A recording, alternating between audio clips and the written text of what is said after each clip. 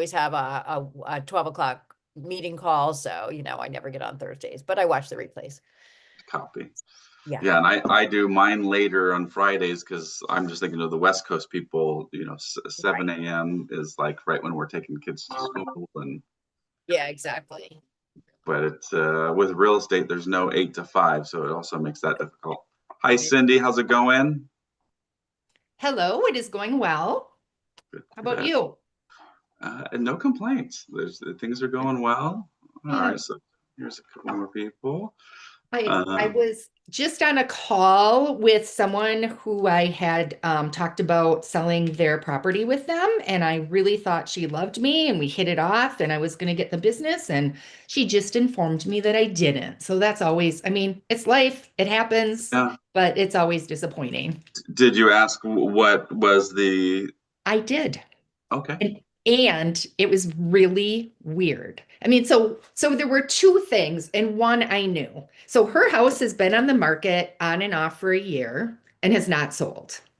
Okay. She started at 600 and the last price was 490 and it didn't sell. I think with it being staged and everything in the spring market, I think 500 is a good price for us to list. And she insists on listing at 550. So I'm like, you know what? We can find a compromise, but I kept saying her house isn't worth that. So that's always tough, but I feel like we got over that. So she sent me a screenshot of one slide from my presentation, and that slide I have different packages for the percentages. Like if I stage their house, I charge a higher commission compared to if I don't.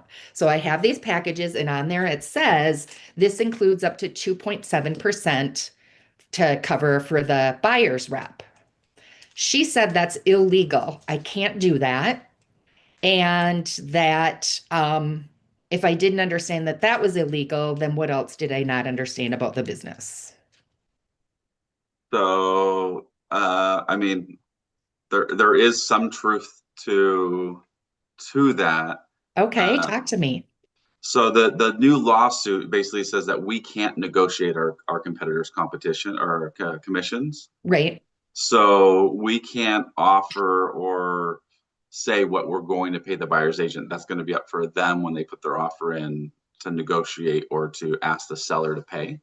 Okay. So I could see where her assuming that you're saying, hey, this commission also includes what we're going to pay the buyer's agent. I could see where she would say, hey, that's illegal. And probably what it was, well, one, I'd ask, how did she get the screenshots of your presentation? I gave her the presentation, over Zoom, and she must have Okay. like done a screen capture. Yeah, and unfortunately we can't stop that. But more than likely what happened is she showed it to another agent and the Mhm. other agent said, "Oh, wait, she can't do that. That's illegal." And if she doesn't know that, what out like that seems like a hand-fed, spoon-fed thing. I don't know most sellers that would say that. They would probably come up and say, "Hey, wait, I thought because of the lawsuit we're not supposed to do this or I'm not obligated to do Right. this." So, but I would probably take that out of the Okay, thing. so then should my packages, rather than being at 6.5, and 7%, be at 3.3 and then just say have some line about the buyer's commission is separate negotiated during the transaction? Yes, I would have your packages based on just your commission. Okay. And then I always tell my sellers like, look, the commission for both sides has always been worked into the sales price since the beginning of time. Mhm. It'll probably always be worked into the sales price for the rest of history because not many buyers are going to be able to come out of pocket for their Right. closing costs, their down payment, and their buyer's agent.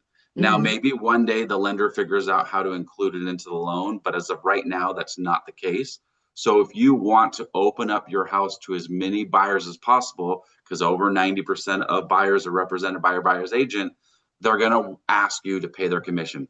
I would be prepared to pay anything from 1.5 to upwards of 3%, but you can always decide what it is based on the offer that you're getting. I would just be I would be prepared to do that. So that's the conversation I do. Mhm. Um, there are times where I would say, now what I think should be legal is if a seller wants to say, I will offer a bonus, or I will offer a special concession if we get the right offer in a certain amount of time. I think that should be allowed, just as car dealerships say, hey, come buy the car here and you get an incentive. Like, why wouldn't the seller be able to incentivize buyers and buyers agents to come show their homes? But because of the lawsuit, we cannot do that at this time, unless your state I know there's like 2 states that came out with something different, but I would take that part out. Or just package it differently, basically. Yeah. Okay. Yeah. So that's interesting. I mean, I've Yeah. used that presentation, and I've actually gotten feedback from other people saying, I'm so glad that you explained how that's broken up. Yeah. You know, because I'm like, generally it's going to be between 1% and 3%, and I have on there, this is just an example. This is just an idea. We will negotiate this package and, whatever. But yeah, so that was kind of a surprise. Well, at So least look what I learned. you got feedback. We can't win them all we can do Right. is improve our stuff. So perfect. Well, hello, Okay, Debbie, thank you. Barbara, Diana, Melissa, and Rochelle. Good morning. So I don't know if anyone else wants to share either a success story or an obstacle or a scenario that they went through this week and want some feedback on. You can just unmute yourself and talk. Well, I got 2 listing presentations from the those seminars I'm doing. I think I talked about it last week. Nice. Yeah. I got like 28 leads from one, another 15 from, and I got 2 listing presentations from one. I'm next week. So Awesome. And where did you do those at? the 55 and over communities, it's somebody who's got a company and that's all she does. She books seminars and stuff like that. So I met somebody from Clutter Cleaner, Hmm? and we're going to get together and do a seminar together. Love it. Love Yeah. hearing that. So Yeah. those that you don't know who Clutter Cleaner is, it's we are partners with Matt Paxton and his nationwide franchise called Clutter Cleaner, and they do the decluttering, the organizing. They have an online estate sale company, and then they will assist with finding the junk removal and cleanouts too. So very cool. Awesome. Congrats. Yeah, and I met the franchise owner through, we have something called Market Madness at my board. I don't know if that they have it. Anyways, I met him there, and we hit it off really well. He's aligned with, with what we're doing with seniors. So yeah, so I'm excited to work with him. Love that. Awesome. Anybody else have anything they want to share as a win, an obstacle, a scenario? I have a quick question. Yeah. Do you know if Clutter Cleaner is in every market? We want to be in every market, so we're selling franchises and looking for franchisee owners. He also has a travel team, or 3 travel teams, that if he doesn't have it, the job has to be big enough, but if he doesn't have it, he'll send out his travel teams. Oh, you froze. Or at least you froze on my computer.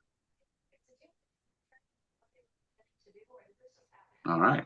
I love people's faces coming on. I can talk to more people that way. Anyone else have anything they want to share? A scenario? Go ahead, Diane, or Diane, and then Lori. Yep. Hi, good morning. This is my first call. So I'm just trying to understand, and I apologize if this is a stupid question, but what is the purpose of Productive Aging Collective? Like, I've tried to read the website and read the Facebook posts. So is this good for agents? I'm just trying to understand the purpose, because I do love the senior community and I do specialize in the senior community here in my market. And if there's other resources, I would love to bring that to the community, but I don't understand the purpose. Okay. Does that make sense? So, well, thank you for joining us on your first call. You found us through the Facebook group? I did. Well, I just searched seniors because I do want to dive deeper into the senior community, nationwide, to get referrals and to pass the referrals. So that's where the need came from. Perfect. So Productive Aging Collective, first, I guess it's 2 parts. These LFG calls is to get kind of started in the morning, network, mastermind with agents across the country. And then we have a paid membership that we have a call on Thursdays. And that's really opening up our playbooks to help agents and other people in the senior industry to build a successful business helping seniors and their family on a higher level, and really understanding the pain points, understand where the pillars are at, how to prospect, how to help them, and then kind of like, again, mastermind of like how to improve ourselves and our skills like that. So that is the point of it. I became a top producer within my first 2 years of doing real estate, and there was no fulfillment, or at least that I felt, because I always believed and heard from God that this is my calling. I'm supposed to be in real estate. But once I became a top producer, I was like, this can't be my calling because there's no fulfillment here. So I got opened up to helping seniors and family, and I said, that's really what I want to do. So me, Felicia, there was actually a couple others that started it, Paul, and then 2 others that started. Now it's me, Felicia, and Paul, and we're just trying to, again, open up our playbooks of like teaching things that we actually know and we can prove that they actually work, because there are some platforms out there that are teaching things that it's just based on theory, or it didn't actually work in their business, but they're able to sell the novelty of what they're doing. So that's the point of it. So I'm glad you're here. Thank you. Thank you. There is a paid membership. It's $99 a month and includes the master class on Thursdays. And then we're also opening up a marketing section inside the membership. And then we're going to, on Tuesdays, we're going to start interviewing senior professionals like declutterers and organizers, mover managers, estate planners, financial planners, so that people can really learn what exactly that person does, and then how to bring them value and how to partner up with them. Okay. Thank you. Yeah, no worries. Diana, I Lori. wanted to, go ahead. sorry. Okay. No, Okay. I just wanted to tell Diana that I have been a member since the beginning. And when you become a member and you go to the website, invaluable information in there, just unbelievable. So all of our calls are recorded and then put on there. And I think most of our members know, like, yes, we do have one-on-one coaching, but if someone wants to call and ask a question or like have a scenario, we're pretty accessible. So we're here to support any way we possibly can. Lori. Okay. I just had a personal win. I went to my chamber meeting for my town that I belong to this morning, and this month it was in a assisted living / memory care. We rotate every month. So the girl was there and they were sponsoring it, and it's my first time I went up to her, and she's new. She's been in the business, but she's new because they changed management in October. So, and I'm like, listen, I really want to get into this senior space, so I'm going to set up a meeting with her. She's like, come in. She goes, I will talk you through the entire thing. So I was so excited. She goes, and we offer a referral. And I'm like, I did know that, but I wasn't going to go there. So yeah. Awesome. Yeah, so I'm going to meet with her next week one day, and that was a win for me because I haven't done it yet. I've done the 55 plus, but not that. So okay, awesome. I mean, I think to me, senior living communities is one of your best ways to get into the senior space. I think they're great referrals. Like just yesterday, I got 3 referrals from one community. Going in and talking, I sat down with the executive director and really just got into the nuts and bolts. And I've been working with them for probably over 1.5 years, and they've referred me a couple people through that time. But yesterday was like a breakthrough. We just set a lunch and learn where they pay for everything, and it's a CCRC. So it's one where, like, out here you have to pay $1.5 million to $2 million just to get in.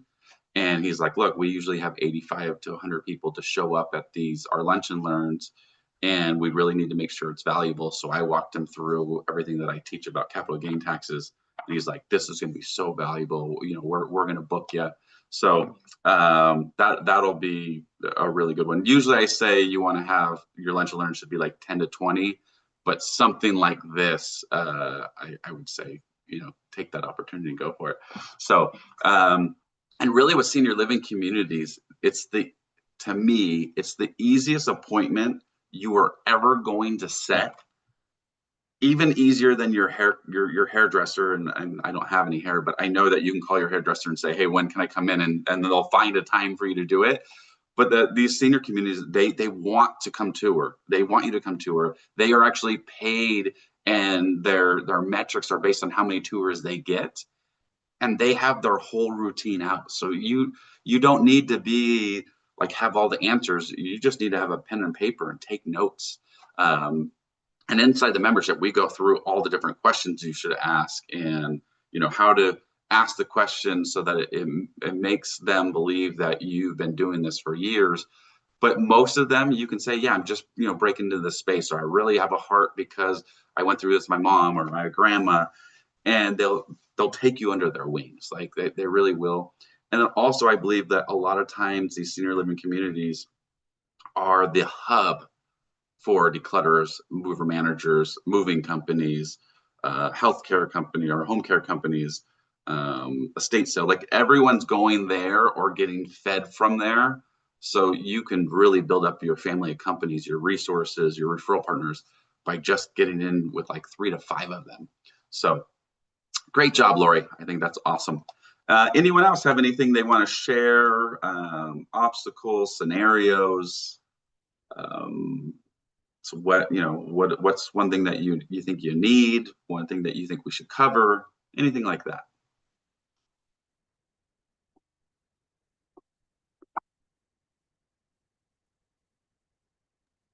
All right. So I think for real estate in general, in order to be successful, I believe most people need to prospect 2 to 4 hours every single day. And I believe most people fail in real estate because they're all told to do the same thing of go call FSBOs and expireds and cancels. Well, if you're not a Wolf at Wall Street kind of closer, or you don't like to get rejected, that's not going to be a good avenue for you. Or go door knock. Well, if you don't like to door knock and you don't like to knock in complete strangers' doors, that won't be good for you. And not to say that you can't be successful doing it and that we shouldn't get uncomfortable to get comfortable first. But I just believe when you start your prospecting, your pillars, it should be based on something that you love to do. Because if you love to do it, it's easy to keep doing it. Then go to what you like to do. So maybe I don't love to, I don't love to go to networking groups, but I'm okay doing it. I'm not great at it. And then my last one is like what you're good at doing. So I think when you're working in the senior space, you kind of look at it and go, okay, what do I love to do? Do I like to go and tour and meet people one-on-one and kind of build that rapport up? Do I like to do lunch and learns? Am I okay speaking in front of people? Expos, like I'm great at expos. Like if I have a booth and people are coming up to me, I can pretty much say anything in the world to them. I can, ask the hard questions. I'm good at that stuff. But going to like a big conference where I'm gonna have to go meet a stranger and go up to them and say hello, I'm an introvert at heart. I suck at that and I don't like it. I went to my last conference. I literally had to wear a shirt that said, I'm an introvert. And on my back said, so please come say hi to me. And then people are coming up and saying hi to me. And like, I was able to talk. Like once the ice is broken, I can talk, obviously. But I don't like to go out and just meet random people. But that's why I like expos, because they're coming up to my booth. And then it makes it so easy with one question to open it up. So I don't know what you guys are doing for your prospecting, but I would say like when you're doing your perfect daily schedule, you should work in 2 to 4 hours of prospecting a day. And I can guarantee if you prospect 2 to 4 hours every single day for a full year, you'll do 20 to 30 transactions a year pretty easily. I love to call people on the phone, and especially people that I know. I love it. And I could talk to people, for half an hour, 20 minutes, an hour. And I love catching up and building that relationship up. I just am very intentional with it. When I do it, I pull up my CRM, I'm taking notes, I'm referring back to a conversation we had a year ago or 6 months ago. And so it's truly building that relationship up. And that's where almost 90% of my business comes from, is from those phone calls. So does anyone here make like monthly phone calls to like their core or their sphere, or their database, or anyone like that? Barbara does. Diana does. I see Rochelle was shaking her head. If you don't, I would say like, what is it about making phone calls to your core, people that you know? Like, is it you're lacking what to say, how to bring them value consistently month in and month out? I mean, not to give a plug, but I'll give a plug. Like I do a whole boot camp on how to build your core 100 and how that core 100 literally feeds, well, now it's 336, but that core 100 was feeding me 20 to 30 opportunities every single year. And that's how I did 17 deals my first year, 26 deals my second year. And it really comes with a framework of like, build rapport, talk about their family, talk about their friends, talk about what their work's doing. I mean, an easy one right now and a great one is every single person you talk to, and just try every single person you talk to throughout this week, ask them how AI is affecting or changing their business. One, you're going to learn that there are industries that are going to completely change, and there are industries that are like, yeah, it's not doing that much yet. But by doing this, now you can share with somebody else. Oh yeah, I was just talking to somebody that was in, plumbing, and they're actually saying they're now using AI to do their sewer scopes to read their files, so that they don't even have to go through and watch the sewer scope. They can literally just have AI watch it, and it's picking out things that they didn't even see. And you would think that plumbing wasn't going to get affected, but it is, because someone's job was to watch that video. Maybe it just helps them do it, but so that would be an equation or a question that you can do. Another question you can ask is like, what can I do to help you get a raise, help you get a promotion, make you look really good in front of your boss, help you grow your business? Because when you ask that question, unless the person's a narcissist, they'll probably answer it, but then they'll probably respond with, well, how can I help you grow your business? Or how can I help you in your business? And that's an easy one. If you ever hear of anyone that could value from the benefits of service that I provide, please introduce us. I don't want a referral. I want an introduction, because introductions, 99% of the time, they close. A referral, it's like a 3-to-2 ratio. So still a great ratio, but not 99%. Any questions, any thoughts, any other things? The other things. Can you talk a little bit more about Elder Life? Yeah, Elder Life. So Elder Life can be a great resource. Basically, they will fund. It's like a bridge loan, but they don't need to have like a bunch of like bridge loans usually have to have a severe amount of equity for it to make sense, or for that person to do it. But Elder Life, as long as either the individual qualifies or they have like an adult children or someone that's willing to be a co-signer or take the promissory note on, they will fund long-term care, so move-in cost, monthly cost, transition cost, and they will hold on to it until the property sells. So you can also go and I think you have to get approved by them. And if you're approved by them as an agent partner, they can feed you leads of someone that calls in and says, hey, I want this, but I have to sell my house first. They usually say, hey, we'll give this loan, but we want you to talk to one of our agent partners. There is a referral fee. I think it's 25 to 35%. But it could be a good way to get good leads, as well as it could be a good resource, because I think we're all going to, the more and more you work with seniors, you are going to come to the situation where someone needs care right away, but they have to sell their house first. This is that good bridge with it. Are you partnering with them doing lunch and learns too? No. I'm not sure if they do that. I became a partner with them, but I'll be honest, I ended up starting my own. It's called the Care Bridge Financing. I started my own program doing that. I just saw that where Elder Life is shortfalling is they make someone be a co-signer or not, like be the guarantor. Some kids don't want to do that, or some kids don't have the wherewithals. And the senior, if they're going into senior care, they're probably done working. They might not be able to qualify for it. So we do ours based on equity. As long as there's equity in the property and they're willing to list with us, sign a seller paid invoice, and then signed a trust deed promissory note, we will then fund that, and usually within 24 to 48 hours. And we'll do ours up to 3 years.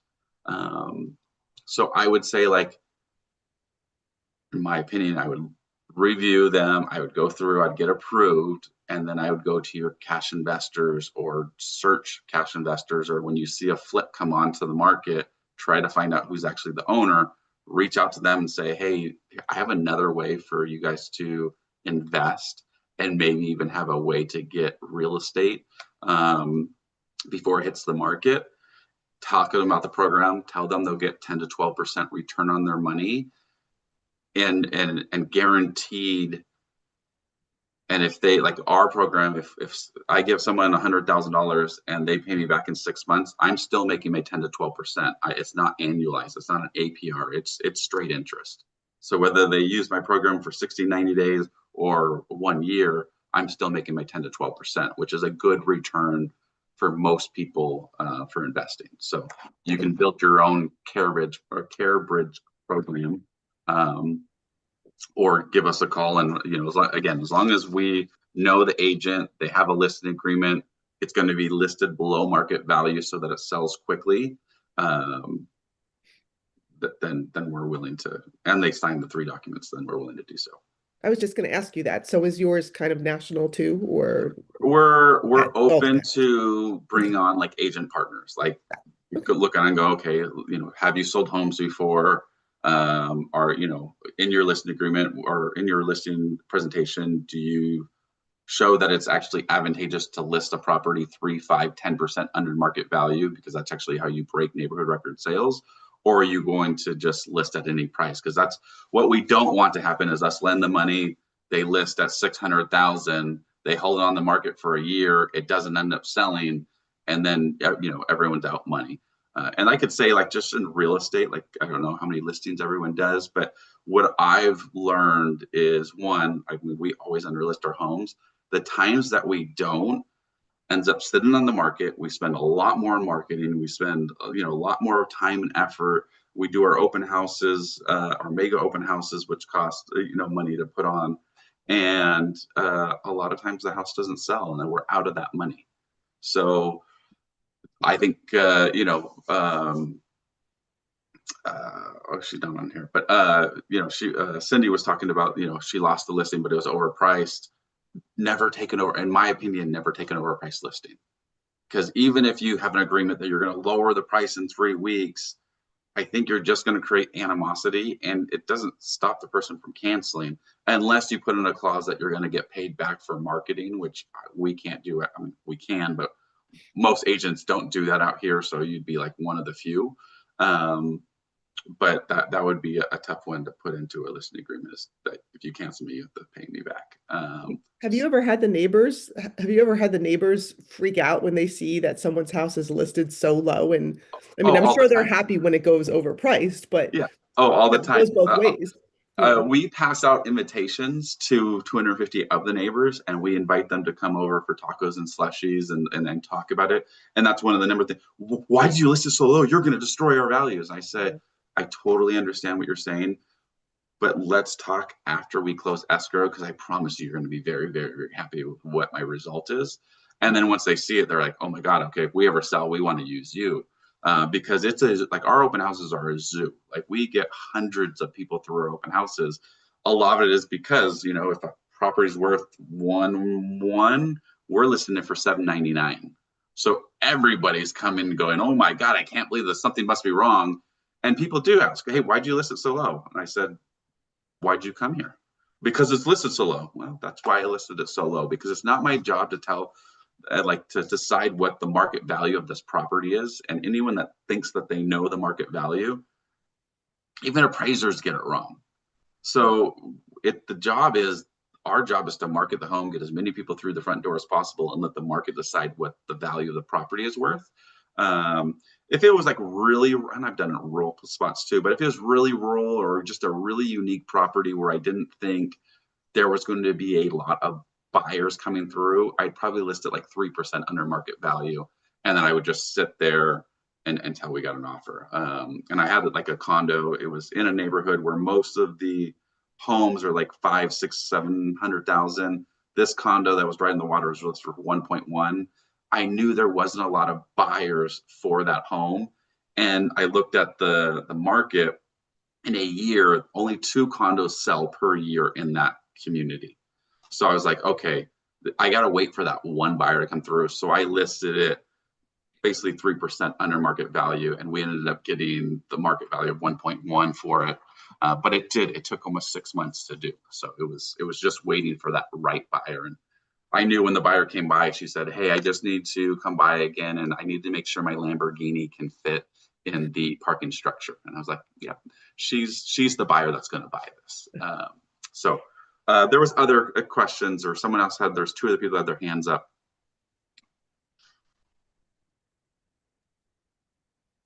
I did have a loaded question, I know, and I know our time is up, but I have 2 pretty big presentations this week. One is it's called Aging Well, and it will be members of the senior community. It's hosted at an assisted living community, and they're also inviting caretakers. So that's like my prime people. And then the second presentation is the very next day. It's called, it's a senior networking group. So it's a bunch of vendors that specialize in seniors. So again, my people. And I'm wondering if you have any suggestions on what I can speak about that will set me apart from the Joe Schmo realtor down the street that does every single deal. That would make me the go-to specialist for seniors. And if there's anything specific that I could talk about, that could point me as the obvious choice. How long is your presentation time? I have 45 minutes to speak, and I'm a former teacher. So teaching is, and speaking is, that fills me up, fills my cup. And then I have 15 minutes for question and answers. Perfect. And is there any, like you're giving presentation, is there a topic that you have to stay within? No. Okay. So one, I would start with your story of why you're so passionate about helping with seniors. I think that always goes a super long way. I usually tell the story about my grandma, and then about one of my clients that got $469,000 stolen from her kids. So I talk with that first, and that usually leads into, look, when I'm here, yes, I'm here to help them sell the home and get the most money for it, but that's what every realtor is going to tell you. What I'm really here to do is make sure that they have an advocate on their side, to make sure they're not doing something because they didn't know what they didn't know, or doing something because they didn't know what they didn't know. Some of these things, and I don't know where your area is. What state do you live in? I'm in Montana. I'm in Western Montana, out of Missoula. So capital gains probably isn't a big thing with you guys? Not really. It's what, 250,000 for single, and then 500,000 for a couple. Yeah. So so I would more talk like that you offer the complete solution, that you network and build a family of companies to be the complete solution. So when someone brings you on, you do a consultation to make sure, one, does it make sense for them to sell? Maybe it makes sense for them to age in place, and you have agent in place specialists, you have in-home care specialists, and you're also looking for more of those companies to help more of your clients. Because your main goal is you want them to come talk to you afterwards and say, hey, I want to be one of your partners. Then you can talk about like, hey, we have declutters and organizers. We have mover managers. We have estate sale managers. We'll help them stage the property. We'll help them fix up the property. And by saying like that, you have these resources. But again, I'm always looking for more resources, because sometimes who I have might not be a good fit personality wise, or maybe they're too busy right now. So I'm always looking for more. So please come talk to me afterwards. I mean, I would say that several different times. And then I would talk about that you help them find their next place. Again, you work with placement agents, but you also network with senior living communities, and you're always looking to do lunch and learns on senior living options, downsizing made easy. I'm a trustee now at our wills, trust, and probate, really talking about the nuances of it. And then I would give like a 5 of that time period, probably 5 minutes to what's going on with the market. And I would talk about what happened in 2020 and 2021. They're the unicorn years. There's never been years ever like it. We sold more homes in 2020 and again in 2021 than we've ever sold in the history of our country. There are 7+ million homes that were sold, when usually we're about in between like 4 and maybe 5 million. And interest rates, they went down to the lowest they've ever been, 2.75% on a 30-year fix. We've never seen anything like that. That caused a buyer frenzy, people overpaying, waiving their contingencies. And in my opinion, I don't know if you want to say this, but I say is it caused monkey buying. It caused agents like waiving their clients like protections and just to get the home. Well, what it ended up causing was the aftermath was rates went from 2.75 all the way up to almost 8% and did it in an 18-month period. We had the fastest increase of rates, again, ever in history. Not the highest rates. There was 18% rates in 1980. But all of a sudden, our rates are 2 and 3 times. Generally, when rates go up, prices come down. When prices go, or when rates come down, prices go up. We saw rates come down, prices skyrocketed 42% from 2019 to 2022. But then all of a sudden, we saw rates go up and prices just kind of stayed. Now, they didn't keep continuing up. Some places did a little bit, but for the most part, we've leveled off. Some places like Florida, places that have had just a huge influx of people moving in there, they've come down a little bit because it's stalled out a little bit. But for the most part, we haven't had the big correction nationwide that we need. We need to have a 10 to 15% correction nationwide for prices to become affordable again. But the reason why we're not seeing that is because over 80% of homeowners, they have a rate under 5%, some of them under 4%, some even under 3%. What's going to cause those people to sell? Very, very like extreme cases, maybe. Then we have the most equity we've ever had. Over 50% own 50% of their home. Over 65% at least own 50% of their home. So again, what is going to cause someone that owns 50% equity in a home, what's going to cause them to distress sale, drop their price? We haven't found it yet because it hasn't happened. We've had the highest in this past year, the highest of people putting their houses on the market, coming down in reduction of prices. But instead of saying, okay, we're going to get desperate and sell, they just pulled their house off the market. Or they would get an offer, they would accept it, and then they wouldn't be willing to negotiate any repairs, requests for credits, or anything like that, or maybe didn't get appraised for the right thing, or rates went up, or buyers and sellers were backing out of escrow at an unprecedented rate. So now we have a stagnant market where, I mean, we sold less than 4 million homes. We're in dire need of home sales, because actually home sales help the economy and help the local economy. But what's going to cause it to happen? I don't know. Rates came down. We saw a little bit of a blitz, but in my opinion, we don't want rates to come down too fast, too low, too fast, because if we do, prices aren't going to come down, and that's what we really need is prices to come down. And again, this is my opinion. Sellers don't like to hear it, but that's what it is. I would do a 5-minute, and that was probably a little over 5 minutes, but I would do that kind of thing of showing real stats and facts, because most realtors that they talk to aren't going to talk like this. Most realtors are going to talk like, oh, today's a great market. Rates went down. This is the lowest they've been in 3 years. This is a time to buy. Well, most of our clients aren't buying homes. And if they are, they're buying all cash. So talk about the sales side of it. Talk about what the seller's coming into. And I'm not saying that we should do it to scare them, but something's got to give. Because if sellers don't come realistic with their price or lower their price, we're already up the third most unaffordable time period in history. It's going, it took from 1991 to 2000. The first time home buyer was 29 and it moved up to 33 in those 30 years. From 2020 to 2024, it went from 33 to 40 years old. That's unprecedented. I mean, if anyone wants to talk about anything, I don't care if you're a Democrat or Republican, that right there should have been the ultimate failure of an administration to go, how are you not paying attention to first-time homebuyers going up by 7 years in a 4-year period when it took 30 years to do a four-year thing? So And that's really what I think it comes down to, is we got to figure out how to have grandma and grandpa, mom and dad help their kids and grandkids buy homes. Everyone's like, oh, I'm going to bless my kids when I pass. My kids are going to inherit my homes. No, help your kids buy a home now. Get rid of the old investment property. Have your kid buy a home that they can be in for the next 10 to 15 years. Keep it in your trust so you get the step up cost basis. But those are the kind of things I would talk about. I would bring up trust, the importance of having a trust. Even if you're talking about real estate, I would say, look, who here has a trust? And I would raise my hand, and you're going to realize only 33% of people are going to have a trust. When was the last time you reviewed it?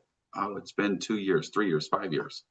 Do you have the full estate plan? And then I would say, look, a trust doesn't only protect you when you're dead, it protects you when you're alive. So those are the things I kind of vomited from the mouth, but I call it planning for the future and beyond is one of my talking presentations. And I'm talking about real estate. I'm talking about protecting the home, transferring wealth, blessing your kids while you're alive. I talk about capital gain taxes, but by doing it, senior living options.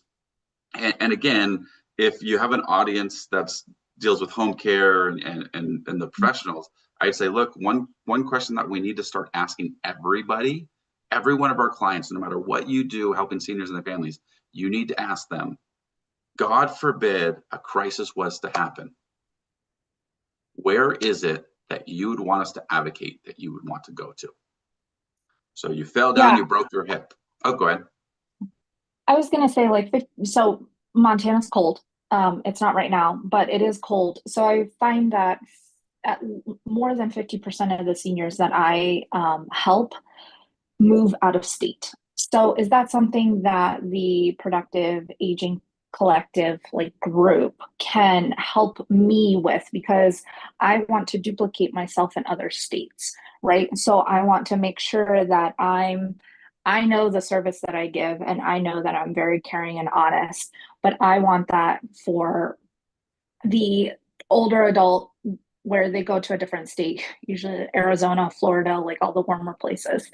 And so is the referral community strong in the Facebook group? Is that where I can find other people? I would say either that, you should post there, or just call me. I mean, I literally have a thing. What I would do for you is, like, there's we did post it on, and I reposted it. It's called migration patterns, and it shows where we're moving from your state and what state they're going to. I would go and partner up with agents and say, hey, look, agents, like in Arizona, Sean Jardine, she specializes in the 50 plus communities, like all the retirement communities. She has a great YouTube channel. I would say that I would mention and say, look, if you're looking to move out of state, in the years of retirement or as you get older, I have the partners, and we have a special package that will help pay for the moving costs. Or I have a moving company that can then help you move across states.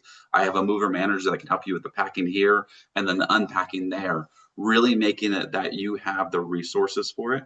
And then I would reach out to, I'd go on the Productive Aging Collective and just say, hey, look, I'm looking for, these are the 3 or 5 states that people are moving to or moving from my state.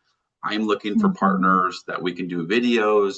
You can kind of do like, hey, this is a couple of communities that are great in Arizona. Here's some great things about Arizona. And look, well, it would be a plus for us, but I would talk about gas prices, income taxes, sales taxes, quality of life. I don't know if it's different in Montana because I don't know, your guys' things, but those are the kind of things that I would be also talking about. And yes, I definitely think, the agents that we're doing, we're trying to build up an army across the country that can really help seniors and their families on a high level.